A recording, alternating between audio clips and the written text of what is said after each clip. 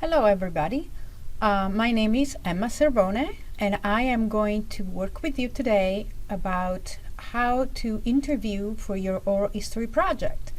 We're going to look at different kinds of interviews and what is the preparation work that all of you will have to do in order to do your project, run your project and do very good interviews.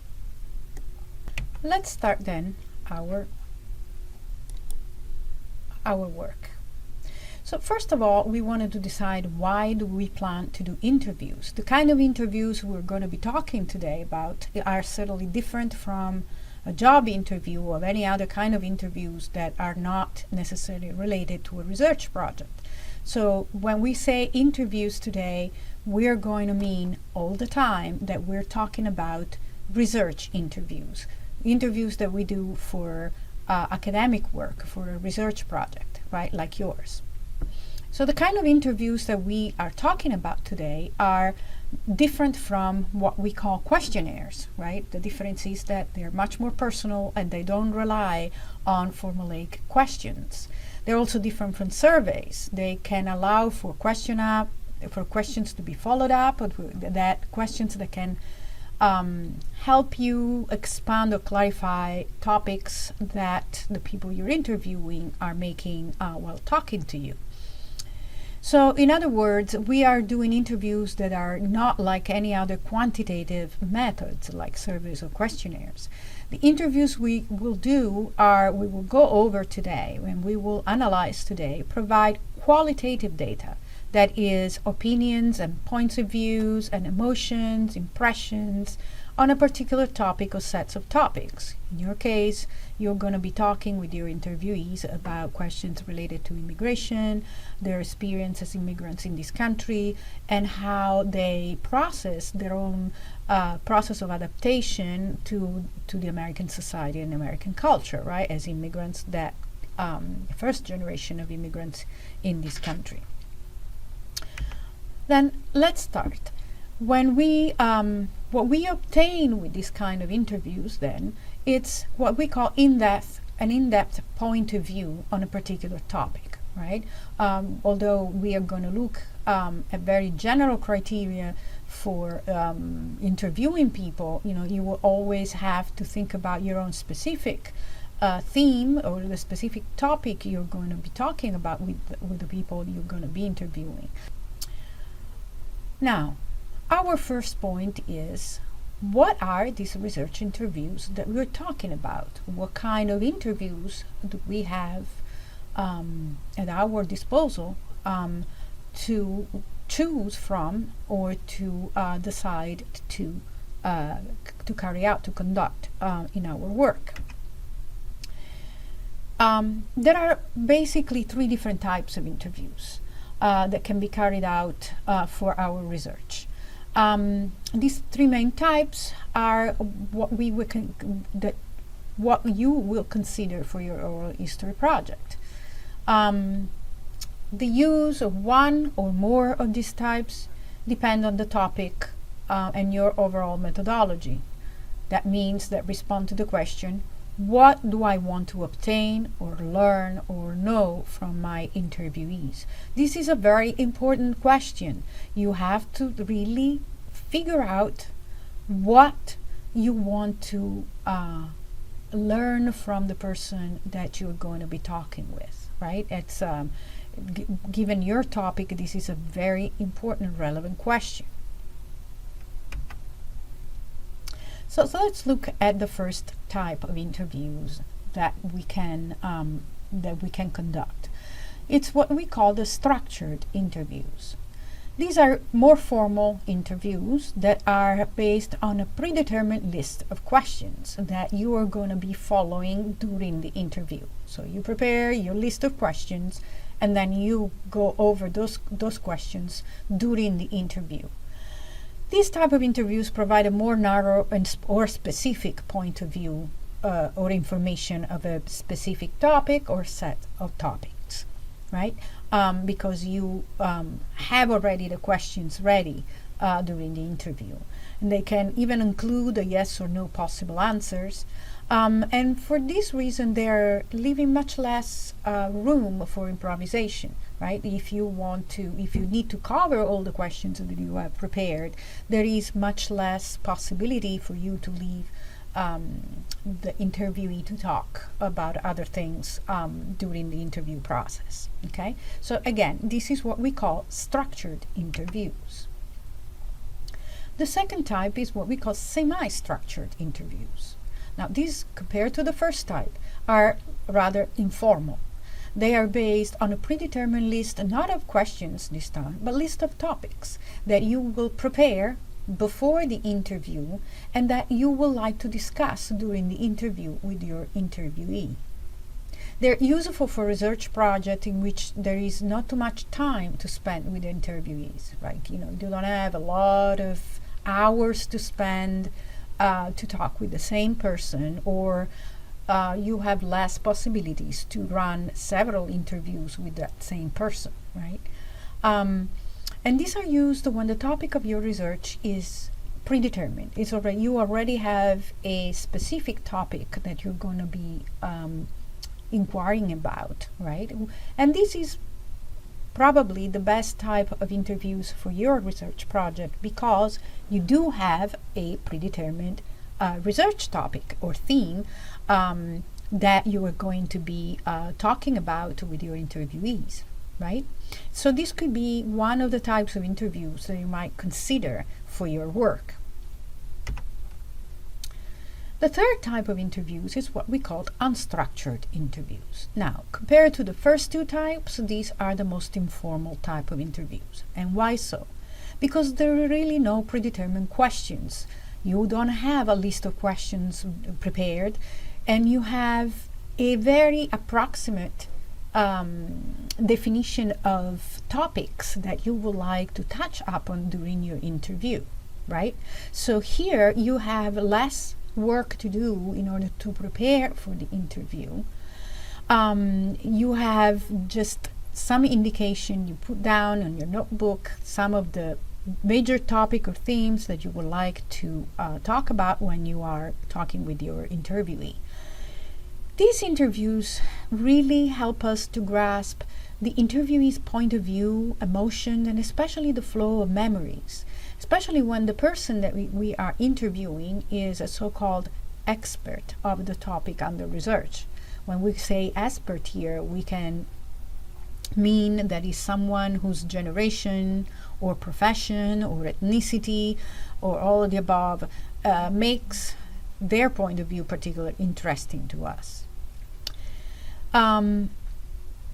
Even if these are very informal interviews, you always want to have a predetermined starting question, and we will see later why that is useful to have. This type of interviews required obviously more time. You let the person talk and do not put any restrictions on the flow of memories that come to his or her mind during the interview. So these interviews can require much more time to run.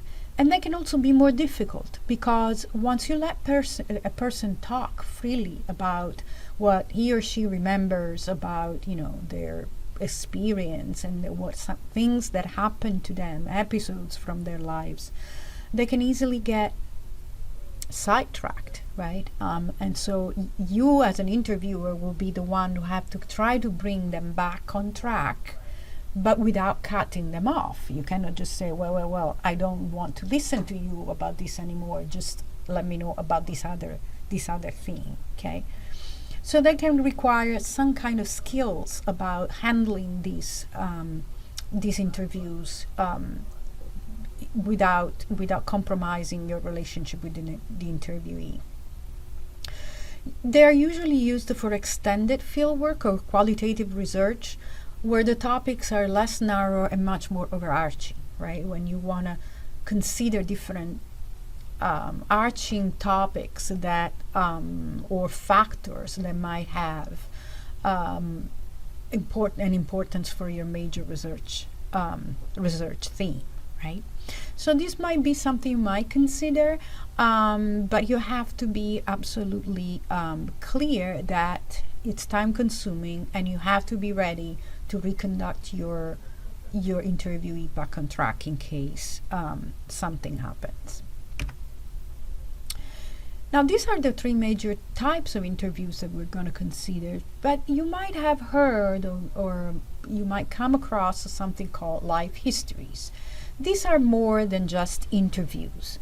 We consider them as qualitative methods, but they're more than just an interview. These are series of interviews with the same person, and they cover the entire life cycle of that person's story.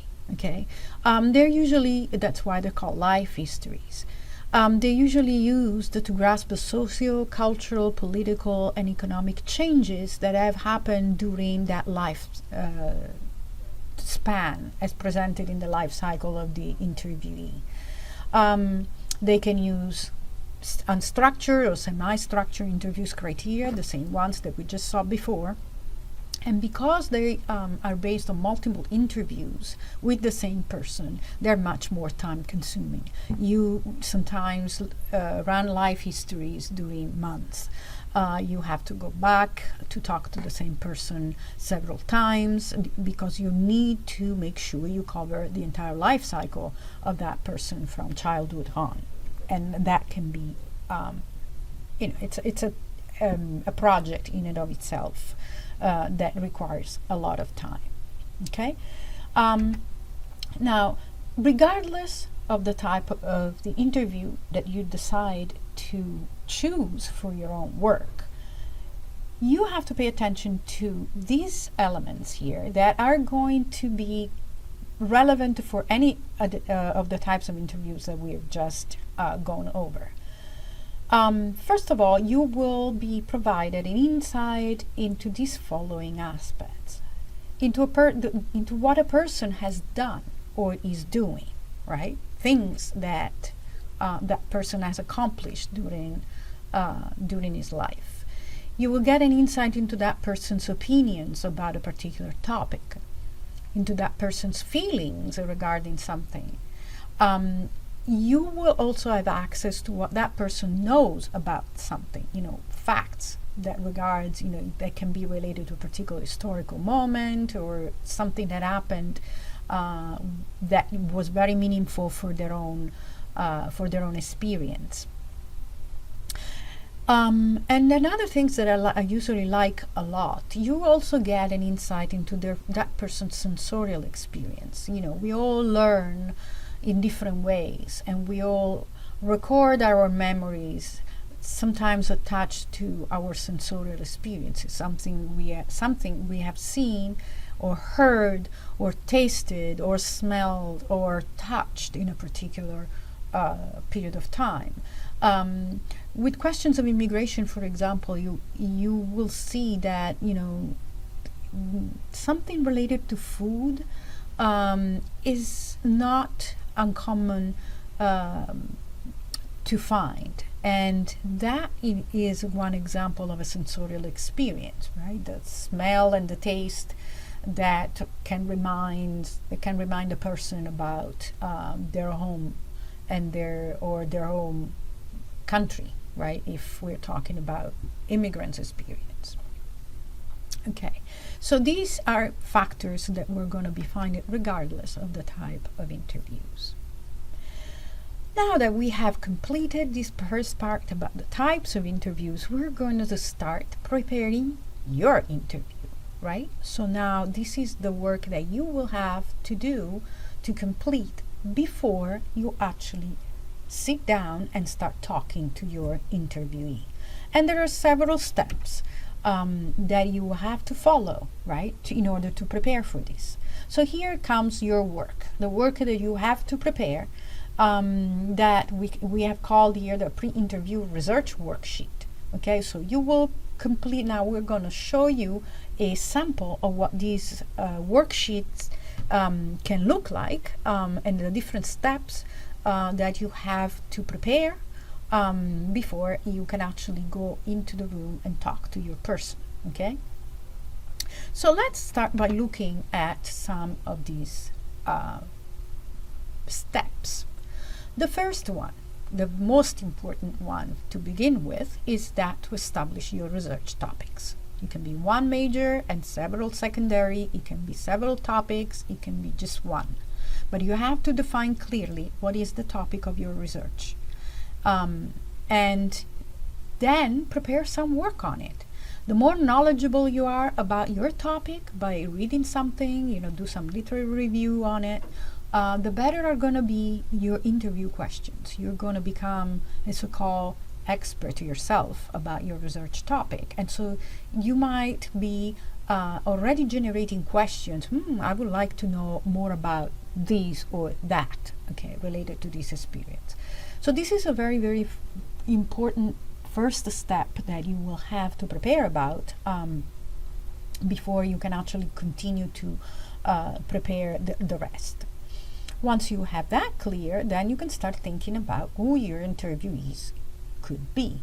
I understand that in your case, some of the interviewees have already been identified, and the age of your potential interviewees is already established to some degree. But in general, right? So you will have to decide who your interviewees are going to be, and why is that particular person a good person to interview? What is it going to provide, or what is it going to know about your topic that can be of interest to you? So you have to select them based on the uniqueness of their points of view in relation to your research topics. And make sure that at some point you will have a clear idea of what their age, background, and occupations are. Once you have select them individually, this is some information you will need about them.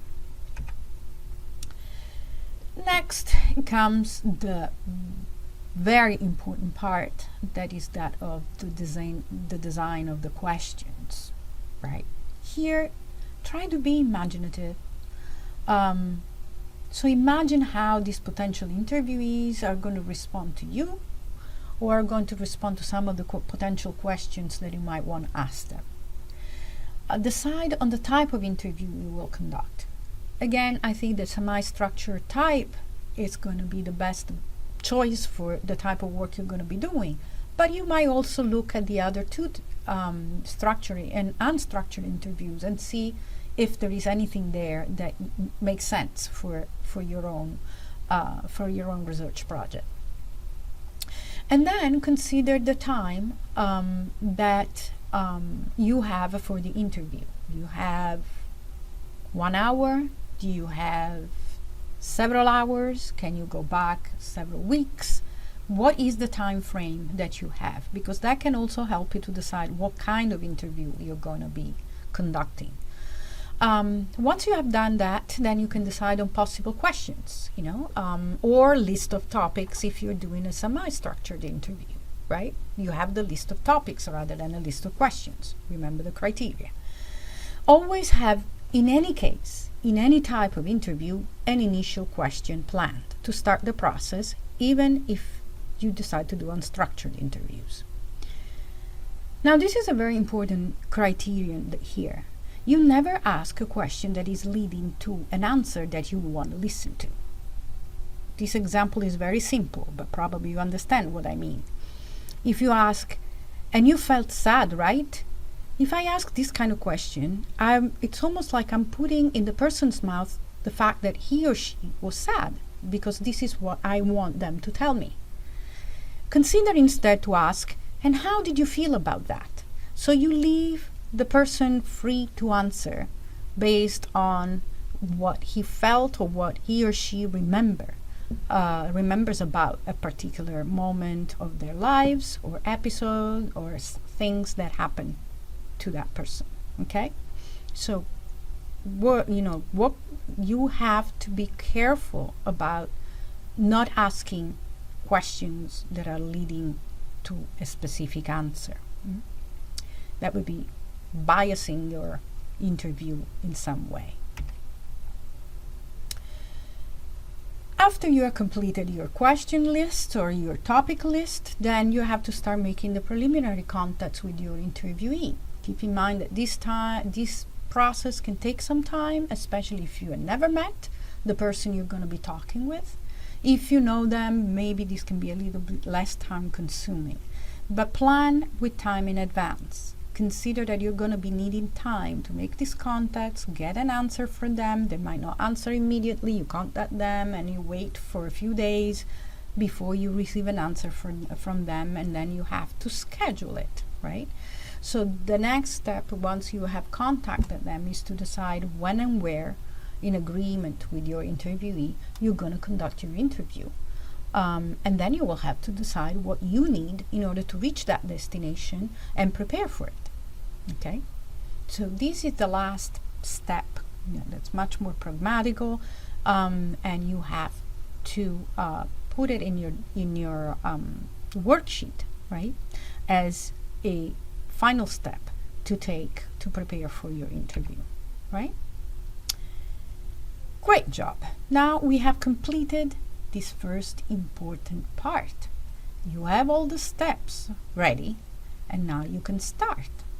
So let's imagine that the day of the interview is here, and now what do we do? This is the preparation to interview your person. What do you do? First of all, you have to try to choose a quiet setting to minimize distraction. You can look around and then decide where it's the most appropriate spot for you to conduct the interview, especially if you're videotaping it.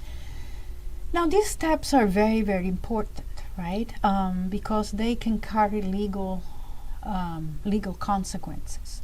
First of all, you want to explain again clearly what is the purpose of your study and what is going to be your interview format to your interviewee before you start. Then you want to clearly explain how the information that you're going to collect from them is going to be treated and the terms of the confidentiality. Then you have to ask for permission, no matter how well you know that person, even if he's your grandfather. You will have to ask and record their permission to be interviewed and for their name to be used. If they don't want their name to be used, that you can indicate that their name will be omitted from the recording, right? And you have to ask for their permission to be videotaped or recorded during the interview. Okay, whatever you're going to plan to do, you need to ask for their permission and make sure that this permission get recorded somehow, either taped, video, or filmed, or in writing, if you're not taping or filming. Okay, this is a very important part. Make sure you leave your interviewee your contact information for future clarifications or communication, and explain clearly what kind of products are going to be created with the material that you're collecting, with the data that you're collecting with the interview, whether you're going to be writing an article, an essay, producing a video, whatever is the product that will be produced on the basis of your interview, and offer to give them a copy once the product is ready. Okay? Good. These are the few steps to follow follow before you actually sit down and start asking your first questions, right? And here we are, ready to start. Your tape recorder and your camera are on. Your notebook with the questions or the topics is in front of you. Now you greet your interviewee, you thank your interviewee for accepting to be interviewed, and here you ask the first question, your starting question. Sometimes it might be a little misleading if you're going to be interviewing someone you know, a relative, someone in your family. You think, oh, well, that's my grandfather. Why do I have to worry about all this? You will see how deceiving this can be once a video camera is pointed to them or a tape recorder is put on the desk in front of them, and they know that you're going to be interviewing them, that is going to create some sort of uneasiness in both of you, in you because you have the role of the interviewer at that point, and in him because he doesn't know what kind of questions you're going to be asking, right? So you want to always think about how to create a climate that breaks the ice, even when you are interviewing someone you know very well. Okay, this is something that you have to keep in mind when you are preparing your questions, or a starting question, or you're even preparing for the interview. Okay, don't forget, you are the one who is in charge, and this is a very important thing. Don't let the interviewee decide what and how to structure your interview. You are in charge of it. During the interview, what does it mean to be in charge? That politely you can redirect the interviewee on the topic you want the interviewee to focus on whenever it is needed. Just make sure you do not interrupt and have them complete their point. Don't be surprised if you will need to repeat the same question a few times, and this can happen especially if you are interviewing people of a certain age. They tend to forget. They tend to repeat the same thing over and over, and that can be taking you somewhere else, or getting you sidetracked with your theme, right? So you politely repeat the same question again and try to see if this time they will give you the answer to that question. That doesn't mean you have to be rigorously following a scheme. Instead, be always open to insights and points of view that you didn't expect, or you didn't know about it, or you never anticipated, right? Because that's the richness of an interview. There's things that come out that you couldn't anticipate. Also, take notes of the non-verbal elements that may be useful to understand the interviewee's reaction later on, right? You're there with a notebook. Write down things, especially if you're not videotaping. Whether a person, this can include changing tones of voice, facial expression, non-verbal language, body language that complement their words to give you a better sense of where they are emotionally in that moment. If the interview is going in a different direction and you like it, then follow it, even if you didn't anticipate it. But if you do not like the way the interview is going, well, try politely to end it. You can thank your interviewee and say, "Thank you very much for letting me interview you. This was a great experience." And then you end it in a very polite way, right? Most of all, don't forget, have fun with it. This concludes our short coverage of interviews for an oral history project. I included in this PowerPoint a link to a video on YouTube that introduces to you a way of starting an interview, right? Even if the interview you will see is very different from the kind of interview that you will conducting, this criteria can be actually very interesting to think about. The greeting, the thanking, the trying to create something that like a more relaxed and trustworthy climate, so that your interviewee is going to feel much more at ease to start talking to you, and you are going to feel much more at ease to start conducting your interview with him or with her, right? So spend a few minutes to watch this video and think about what you can take out of it. Okay?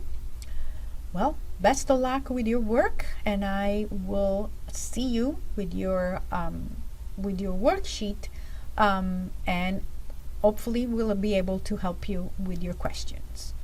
Okay then, arrivederci.